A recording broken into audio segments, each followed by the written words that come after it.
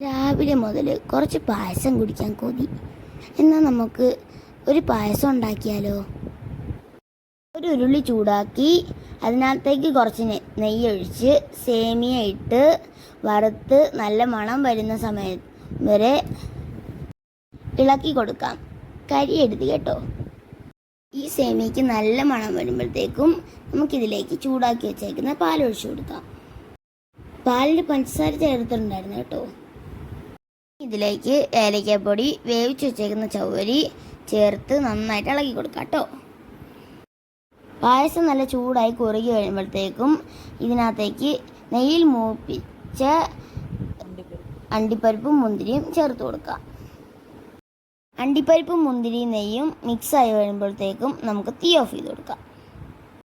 ഇപ്പം നമ്മുടെ സ്വാദിഷ്ടമായിട്ടുള്ള പായസം റെഡി ആയിട്ടുണ്ട്. എങ്കിൽ നിങ്ങൾ ലൈക്കും സബ്സ്ക്രൈബും ചെയ്യുന്ന സമയം കൊണ്ട് ഞാൻ കുറച്ച് പായസം കുടിച്ചിട്ട് വരാം. അപ്പം നിങ്ങളെല്ലാവരും ഇതൊന്ന് ട്രൈ ചെയ്ത് നോക്കണേ. ടാറ്റാ.